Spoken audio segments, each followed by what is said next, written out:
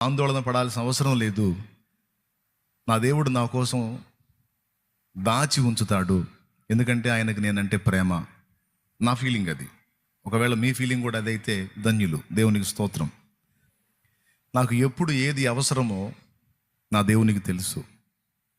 నన్ను ఆయన ప్రేమిస్తున్నాడు, నేను కూడా కాస్త కూస్త ఆయన ప్రేమిస్తున్నా. నేను ప్రేమించానని కాదు, కానీ ఆయన నన్ను ప్రేమించాడు కనుక నాకు కావలసినవన్నిటిని కూడా ముందే సమకూర్చుకుంటాడని నేను ఎరుగుదును. ఎందుకంటే ఆయన ఒక బాధ్యత గల తండ్రి. మనం సేవిస్తున్నవాడు ఒట్టి దేవుడే కాదు, ఆయన మనకి తండ్రి. నేను ఆయనలో గుర్తించింది ఏంటంటే, ఏ సమయానికి మనకి ఏది కావాలో ఆ సమయం వచ్చిందాకా మనకు అందదు. అది అందుబాటులో లేనట్టే ఉంటుంది. కానీ ఆ సమయం వచ్చినప్పుడు దాచిపెట్టింది తల్లి తీసి బిడ్డకి ఇచ్చినట్టు, దాచిపెట్టిన వస్తువు తండ్రి తీసి బిడ్డకి ఇచ్చినట్టు,